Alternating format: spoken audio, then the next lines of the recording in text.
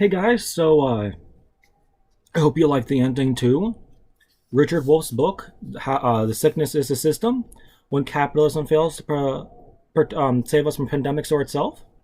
Um, I give my thoughts on the book. You guys can, if you haven't, you guys can go and watch the last several episodes of it. But today, I would like to introduce you guys to the next book we're going to be reading. I'm not going to dive into it for this episode video. I just want to give you guys a brief introduction about it, and hopefully it'll pique your interest. So, that'll do. Our next book is called The Deficit Myth: Modern Monetary Theory and the Birth of the People's Economy by Stephanie Kelton. Here's what the book looks like, just to give you guys a little share there.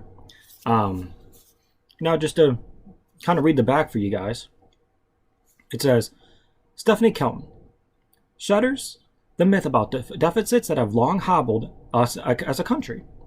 Her brilliant exploration of modern monetary theory, also known as MMT, dramatically changes our understanding of how we could best deal with crucial issues ranging from poverty and inequality to creating jobs, expanding healthcare coverage, combating climate change, and fighting pandemics. Now, some literature and other shoutouts to Stephanie Kelton. We have one from The Guardian that says, quote, essential for a post-COVID-19 world where the pantheon of economic gods will have to be reconfigured. Next is from The New Republic. It says, quote, Kelton explains how money really works. MMT reinvigorates some basic functions of the democratic process and provides tools to engage in mortal combat with deficit hawks. Third is from Naomi Klein. Quote, in a world of epic, overlapping crises, Stephanie Kelton is an indispensable source of moral clarity. Our fourth one, from the American Prospect, great source, by the way, I really recommend you guys take a look into them. Quote, Kelton is a dead right about a central political fact of our times. A large, active public sector is more needed today than ever, and unfounded fears of public debt are a big reason we haven't gotten it, which means her eloquent, accessible book is performing an important public service. And our last one, actually not last one, we have a couple more, but our next one is from David K. Johnston. Quote, The Deficit Myth is simply the most important book I've ever read. Stephanie Kelton carefully articulates a message that obliterates economic orthodoxy about public finance, which presumes that taxes precede spending and deficits are bad. Next, these last couple are pretty quick. So we have Los Angeles Review of Books. Quote, exceptionally lucid and accessible. Our next one, Foreign Affairs. Quote, clear and vigorously written. Second to last is from Reuters. Wonderful news reporting organization. Definitely look into them as well. It says, quote, MMT is right now. It is revolutionary. It shows common sense. And our last one, from Mohammed El Arian. And quote, a remarkable book both in content and timing. Just some very well-sourced, reputable, credible journalists and news magazines, organizations, etc. Just gives you a little bit more info here. This particular piece by Dr. Kelton was copyrighted in 2021. The book originally came out in June of 2020. Like I said, this book I have is from this year. So, paperback version March 2021, June 2020, like I said, for the original edition that only some people got and, etc. So, but yeah, no, I think you guys really like this. I'm sure you've all seen, a lot of debates lately on, how does the debt and deficit actually work? It doesn't matter. Spoiler, it doesn't.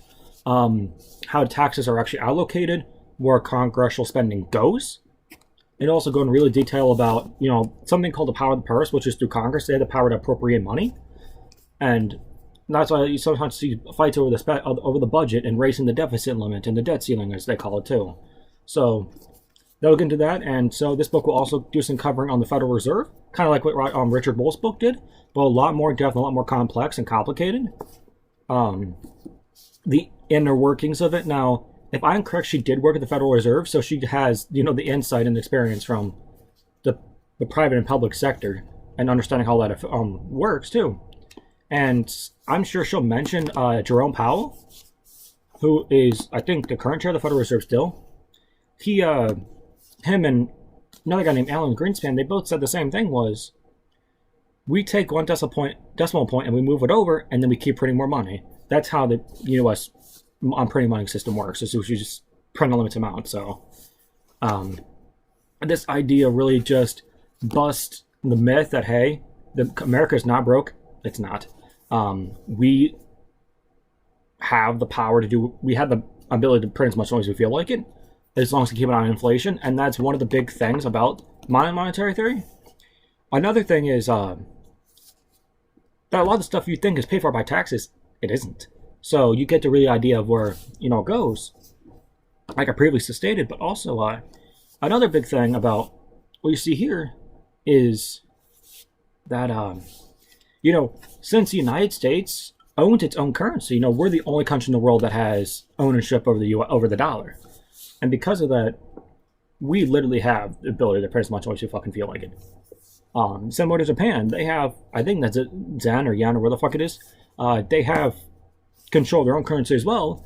And economists and others, neoliberal, corporatists and bankers, etc., they've all like, oh, Japan's gonna have a big mega depression. Hasn't happened. So just a little idea of what this book's going to be about. If you guys have not, I really do recommend checking out Dr. Kelton. Again, I'll put her link below, just a bio of the author, as well as the link if you guys want to check out the book, or at least just read some of the reviews on it and the brief description that's not in here. Also, a fact as well, like it'll be in the bio of the author too, but she was, for those who don't pay attention to politics very much, Dr. Kelton was the economic advisor for Bernie Sanders in his 2020 presidential run. So, which also makes this more intriguing to me, and why I'm more interested in this than maybe somebody else would might write a similar book. But yeah, I hope you guys will enjoy this. I certainly am ready to get into it and kind of show you guys some really some important knowledge. And for those of you who are watching who might be going for a political degree or a degree in business or economics or whatever, this will really come in handy as the idea of what you're being taught versus what she has to say. So again, thank you guys for watching. Let me know what you guys think, and see you guys soon.